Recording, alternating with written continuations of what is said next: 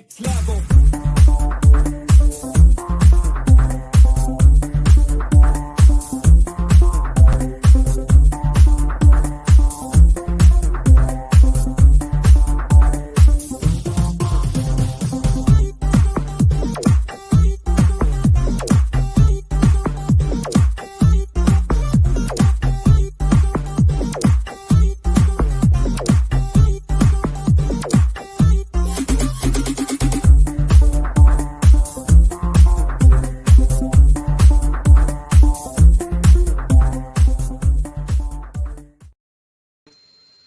Hello, hello, good morning, good afternoon, good evening, wherever you are in the world. This is Coach Tiffany Parra, editor-in-chief of Phoenix Fitness Fanatics magazine. We are taking center stage today on the Own It publishing platform with one of our new contributing writers. I am so excited to introduce you all. So let me go ahead and bring her on in the house. Good morning, Coach Abby. Oh my goodness, I'm so excited to have you on. Hello, I'm so excited too. Oh my goodness. So Coach Abby, please just share with our audience just a little bit about yourself, just who you are, where you're from, and just a little bit about what you do. Okay, my name's AB, as you can tell, AB Sheila Diete-Spiff, and I am a mother, grandmother, and great-grandmother. I'm from the United Kingdom, from London, with African parents, Nigeria, and I work as a coach in self-love, relationship, and transition coaching. For me, self-love is very, very powerful, and I feel it's the foundation for who we are, knowing who we are, and being authentic, being your authentic self, and living in your truth. So, in a nutshell, that's what I'm all about, and I try and teach that. Awesome. I love that. Self-love is everything. So tell us a little bit about your journey just coming into coaching, because getting into this coaching realm, it can take a lot, right? So what led you to want to get into this industry and, do what you do? What drives you to help people? Okay, I've always wanted to be a teacher, right from when I was really young. But somehow found myself initially in finance, in accounting, and then fell into human resources. And I worked in human resources for years. How did I get into coaching? Gosh, I never ever thought about coaching. But I was in an abusive relationship in my marriage for 10 years. And when I came out, I started to question myself, why did I end up in that sort of situation? And realized the responsibility for what happened to me. I'm not saying that the abuser, the perpetrator, has free or the perpetrator is innocent of what happened and it was my fault. It's not about fault. It's not about judgment, but it's about taking action. And through my life, I then had an autoimmune condition. So my health began to fail. I had an autoimmune condition. I also had a problem with my spine. And I thought, and I was put on medication. I thought, I can't do this for the rest of my life. My doctor said, you have to take this for the rest of your life. I thought, I can't do this for the rest of my life. That was really weird because as I decided that I can't do this for the rest of my life, there must be another way out. I started to get the answers.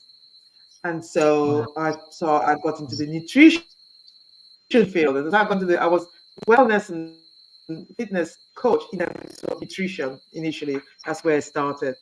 And I took a course in nutrition. So I became an expert in nutrition and functionality. So that got me into the realm of health, which I'm really passionate about. And I work in conjunction with self-love and health, because I think if you've got self-love, that also spills into your health. So your exercise, what you eat, what you put on your skin, what you put on your hair, everything falls together. And so that was it. But I found out that my greater pulling was towards like more relationship and more towards self-love, because I think if you have love for self, that's expansive, and you have love for everybody, everything else. And if you have love for self, you have respect for self. And if you have respect for self, you don't allow certain things to happen to you. So you don't allow people to treat you in certain ways because you kind of think, oh no, that's not right. You can't treat me that way. You either treat me right or I walk or you walk, you know. So it's Yes. about, I think self-love is the foundation. And through self-love, you find your authentic self. And it's very important to find authentic self. Even with my health coaching, I always realized it was mind, body, and spirit. The three have to work together. The way mind, body, and spirit. And you have to be able Yeah. to understand the three in you. So being able to listen to your Mm-hmm. body, being able to listen to your mind taking control of your body, and your spirit giving you the answers through your subconscious mind. So a lot Yeah. of studying, a long process, but yeah, getting there, always learning, always new Yeah. things to learn. It's always a process, right? And you said something here with, the nutrition piece, and I really chime in on that health piece, right? Because you're so right. That what you put in your body and what you do, what your routine is definitely a part of, that self-love. If you're going to give yourself a bunch of, processed nasty foods and things like that, what is it going to do? It's going to, after a while, make you sick, right? So I definitely feel that it does run, hand in hand. And like you said, that mind, body, and spirit, you have to have it. You got to have it here first in order for you to even get it together here. But first and foremost, you have to be connected to that spirit as well in order to just, find that purpose, behind it. So I love that. So why do you feel that that self-care is really just so vital, for us, to have that? Yeah, so self-care for me, every 6 weeks I to have a full body massage and a Oh, facial yes. and a pedicure. So that's a Oh, me thing. I think you have to have a date with yourself too. So I mean, I did a course, the Artist's Way is called. There's a book called the Artist. I can't remember something Cameron. I can't remember her first name. And she talks you through about self-love. And it's very important to have time to yourself. It doesn't have to be long, that can be 5 minutes. But I tend to maybe go to the theater, things I love to do, find out who I am. Because through my years of marriage and bringing up my children, I had to then redefine myself, find out who I really am, because I lost myself through those years, 40 years of being that. I completely forgot who I really am.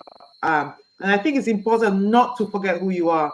So as a youngster, if you are a youngster, not like some of us, just remember that you need to take time out, a me time. And it's not being selfish, because being selfish is kind of more narcissistic, thinking about how you're going to from other people. No, but it's being able to equip yourself so that you can be of use. Because if you don't do that, what happens? And that happened to me. You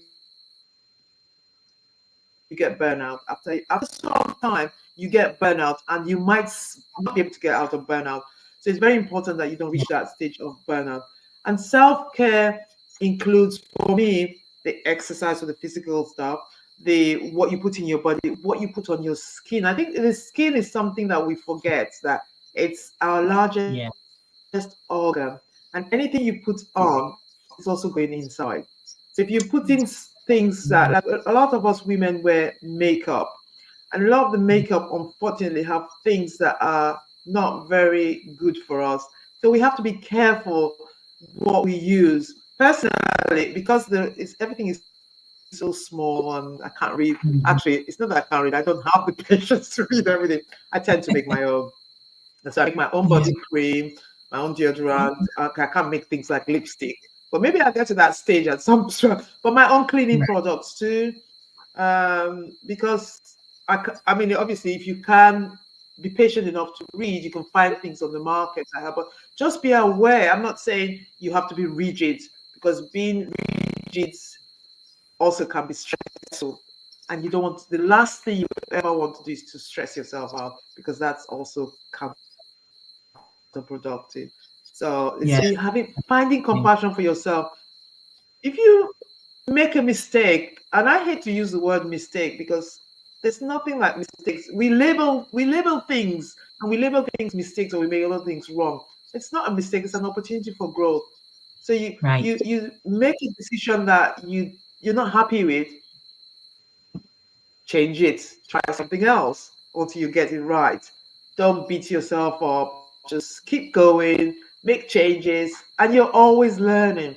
And those things Yeah. that you call mistake is your growth, because that's helping you to help somebody else or help yourself. So yeah, it's great. Yeah. Yeah. No, I love just taking that time for yourself. I love going out into nature and just grounding for a minute, Oh just yeah. going with everyone, putting my feet in the grass and just Oh, um amazing. and taking some nice cleansing deep breaths and just taking that time. It balances everything. But I would love for you, Coach Ivy, to please share some of these cleanse, the cleaning products, things like that. Since you are a contributing writer in Phoenix Fitness Fanatics, I would love it for our subscribers to be able to tap into some of that knowledge of yours. So I would love to chat with you after this and see where we can add some of those things in, because I think it's vital for us to get rid of like all those chemicals and things in our environment. It's just, it is really, it's deteriorating us and we know it. So I would love for you to share some of those things with us so we can all, start to have more of a clean environment at home. Yeah, yeah. Do you want me to share that now? No, I It's would really know. very. I'm talking about in the magazine. So Oh, let's just talk oh, about. great. Yeah. We've spoken before. We talked about that power of that subconscious mind, and the Yeah. different things that it does. So let's talk about that. Tell us a little bit about that.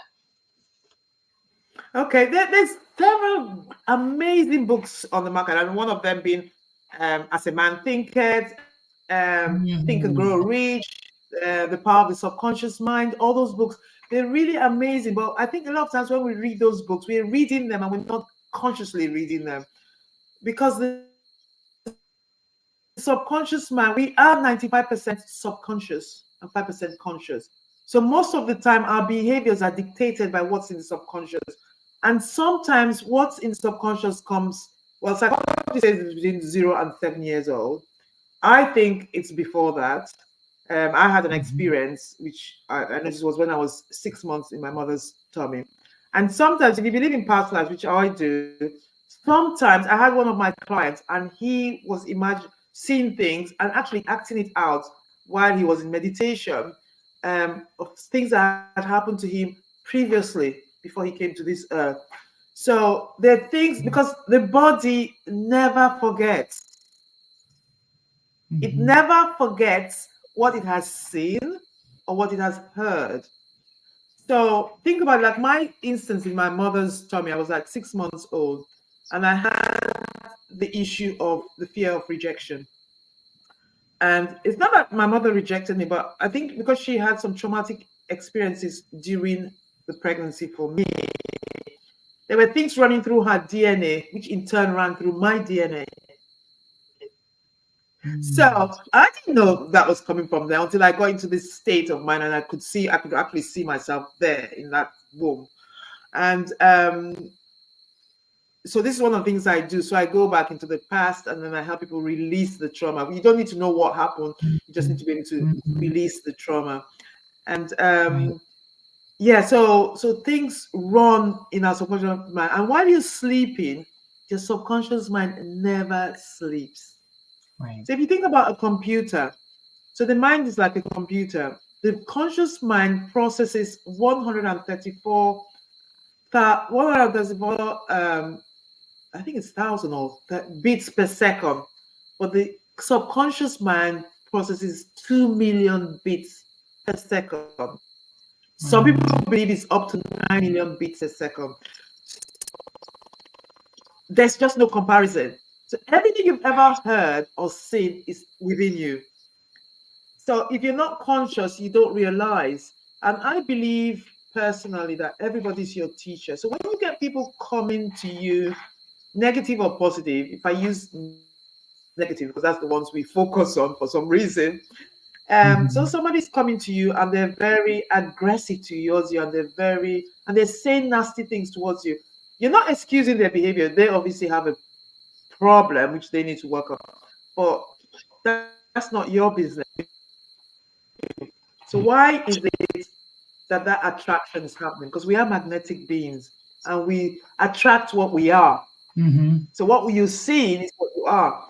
If you see somebody saying, calling you an idiot all the time, maybe deep down you are calling yourself an idiot, and that's why that person is in it. When you do that, so spirit talks to spirit. So that spirit is coming to you and saying, be aware, be more conscious, go within, find out what's happening. And as you start to change those things, it's really weird how it happens. It's like magic. As you start to change those things within, those people start to disappear. You kind of think, oh, where have they gone? I only see nice people. I only see people that are kind to me. I only see people that have, and you kind of think, but you've changed. So you are, it's vibration. So the law of vibration, which is part of the law of attraction, the law of vibration. So you vibrate these things out, and that's what comes to you. So we live in a world of polarity where opposites exist. So where you go dark, you have light. Where you have bad, you have good. Where you have pain, you have pleasure. And depending on what's inside is what you get. And it's a hard pill to swallow because you kind of think, because we're very judgmental of ourselves, and it's a no judgment thing. It's just more of an awareness and a growth. We all have a purpose in life, and we come here to fulfill that purpose. And if you don't know who you are or what's going inside, you can do that. So it's being aware and getting to that space. So simple, but not easy. Right. Wow. We all have, people call it shadow self. Some people call it a shadow self. Some people call it a blind spot. So just like your opposites exist in polarity, we all have the opposite side. So you might present as a good person, to a certain limit, the bad side might come out. And so sometimes you find that when you're with some certain people, you kind of think, I can't believe I said that. I can't believe I behaved that way. So that's your shadow coming out because of that situation. But if you're not aware that that's within, how can you stop it from happening? But when you're aware and you deal with it, so somebody is nasty towards you, you approach it in a completely different way that might change the other person. Or if it doesn't change the other person, you realize that that's a toxic relationship and I need to walk away. That's right. That's right. Wow. Well, we're going to go ahead and we're going to cut to a quick commercial break, and we'll be back with Coach Abby.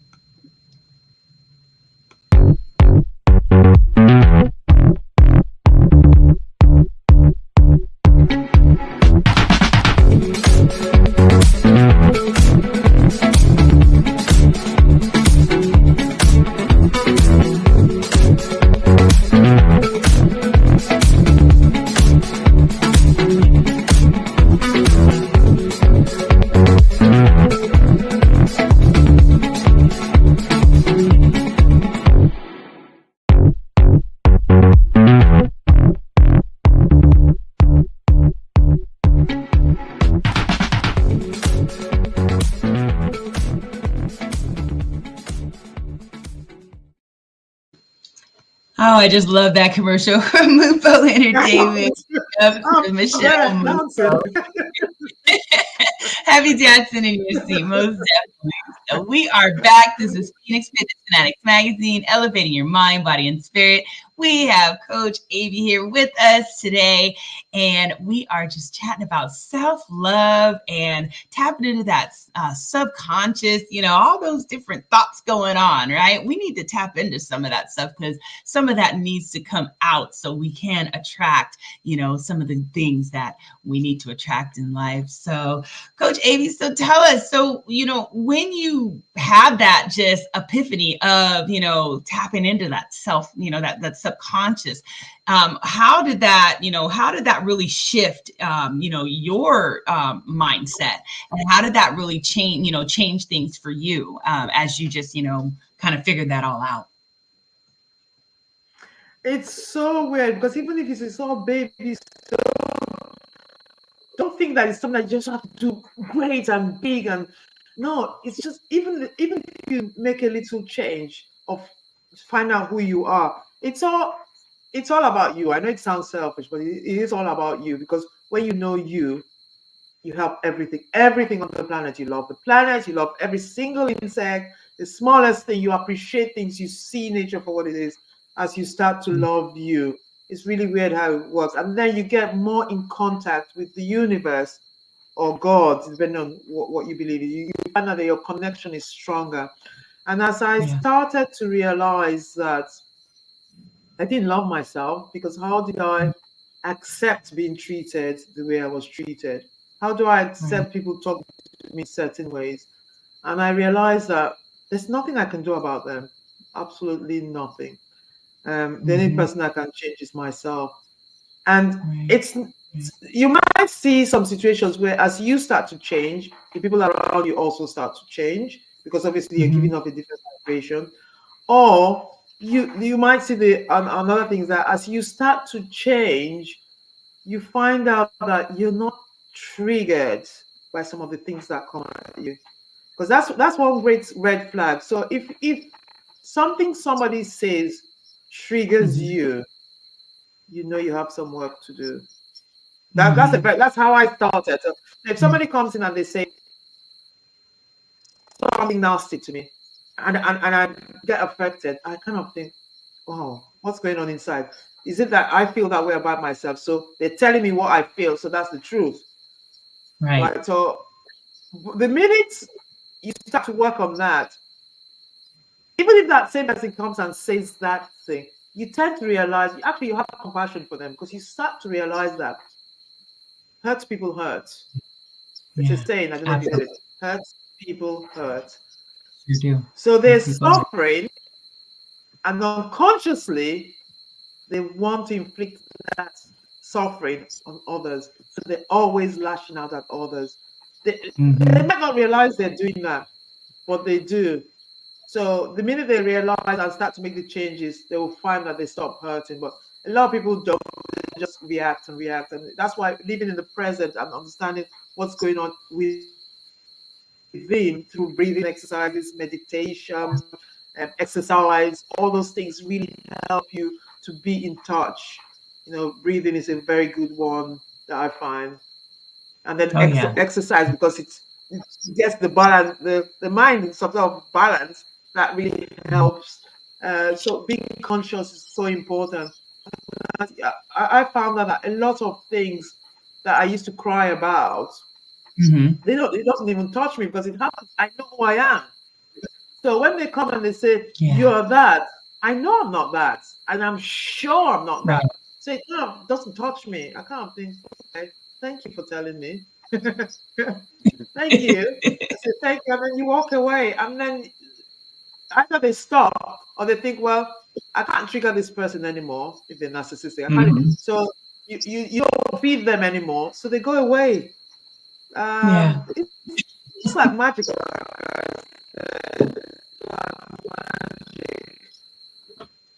Yeah. Wow.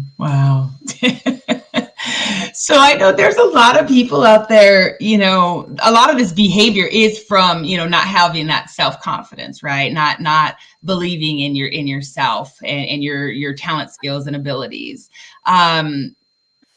Why do you think that there's so many people out there that struggle with that? I mean, there's people that are gifted with so many just wonderful, gifts. I mean, just their own just human ability, that God-given gift, and they still struggle because they just can't tap in. So let's talk about that. Why do you feel that so many people do struggle with that, just having that self-confidence? Unfortunately, I think the way society trains us doesn't really help because it's been going on for generations. So, for instance, if your parents lack confidence, they're going to unconsciously pass that down. So, and if their parents did, so it's a no fault thing. It's just happened through generations because this is not new. It just seems to be getting worse as generations go. Because obviously it will get worse because it's been around so long. And I think we're taught things in school that just connect the mind and the body, and we forget the most important part of us, which is our true self, which is the spirit self. That's our true self. You're a mother, that you're a wife, that you're a doctor, that you're a teacher. That's an identity. That's not you. Yeah. That's not you, really. That's an identity. And we, as a society, we put value on identity, not on self. So if you have a certain profession, they put more value on that because they say that's worth more. But why is that worth more than a cleaner? Because without the cleaner, you can't have the hygiene. So why is it worth more? Why do we value one profession? Okay, because they went to college, but that's a choice that they made to go to college. So why are they getting more than somebody that's more vital, but that's not more vital, that's just as important? Because we all need each other, we all work together. And it's like when you take the female environment, a mother that stays at home and brings up her children is less valued than a mother that goes out. Why is that? It shouldn't be, because a mother that stays at home is bringing up the future of generation. So she's just as important as a woman who chooses to go out. Some people choose to because they love to, and they'll go insane if they're home all the time. So it's great for them. But some women go out and they go insane because they're out there. But they have to be out there, because if they're not out there, they're not valued in terms of financially. And so it's difficult. So there's some women who want to be home but can't be at home because society is saying they're not as valuable as somebody who is a woman who is a CEO, for example. But why is that? Because we all need each other, we're all interactive, and so there shouldn't be more value put on one as opposed to the other. That's my personal feeling. And I think through time, what I've seen, and in my family situation, is that I come from a family that's very highly educated, and what I see from that environment is that if you don't have a certain qualification, you're not as valued in terms of when you speak. It's kind of like, oh, you're speaking, but what your contribution is not valuable. But why is that? But when you know who you are, it doesn't matter to you. Even if you're a cleaner and you're talking to someone who's got a PhD, you don't care that they have that. My grandmother always used to say, why do you think that person is better than you? Do they have two heads? They have one head, you got one head. So therefore, you have the brain and the intuition and the knowledge to find out what's the truth. Just because you read it somewhere, why do you take it as gospel, as 100%? You need to know for yourself. And that has always stuck with me. Yeah. And and it's so true. I mean, everybody has to work together. Like you said, you're the cleaner is going to be the one that I don't necessarily like to have to be home and clean and cook and do all those things. I would love to have someone that could do that for me, right? Because I like to be out in, around people and in corporate and all not really corporate, but just, more just being out there working with people, doing the exercises, doing the group stuff. I enjoy that, but there are others that enjoy staying at home with the children. You're so right. They are the ones that are raising our future, the ones that are going to be taking care of us as we age. We have to have just mad respect for. Yeah, and if you're a woman that likes to go out to work, you give the opportunity for somebody to come into your home to clean, Absolutely. for you to maybe mind look after your children for you. So you're giving the opportunity for somebody else to come in and do this stuff so that you can go out and do what you like. So we all work together as a community, and I think we've lost that community spirit. I think that's the missing link. We've lost that community spirit that we all need each other to be able to get to where we want to be. And I just wish. I mean, maybe I'm just a dreamer, but I always have been a dreamer. I just wish we could get we all work together, so we just have this life of happiness, which is what we all strive for. Yeah. That's right. We need to all work together. So that is the theme for today is, look, everyone learn to work together, because again, we all have so much to give in our communities and in each other's lives. So you want to tap into that most definitely.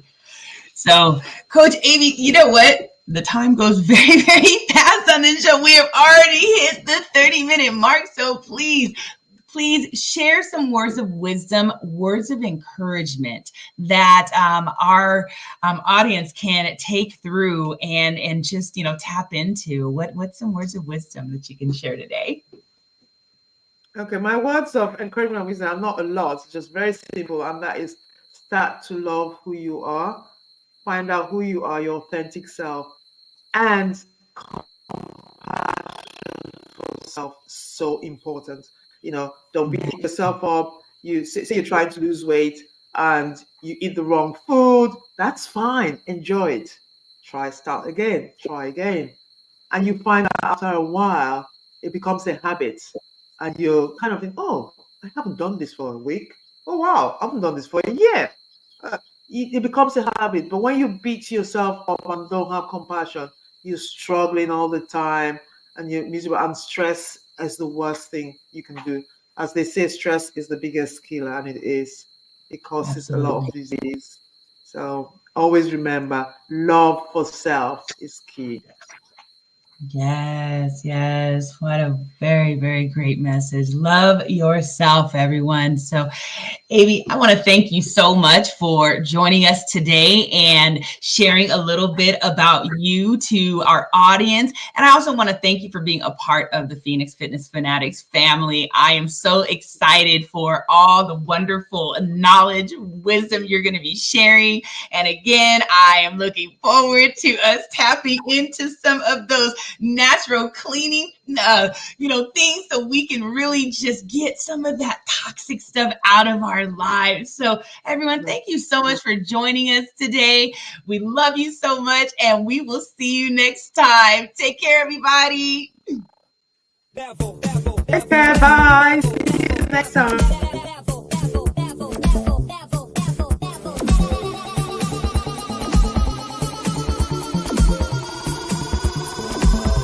To the next level.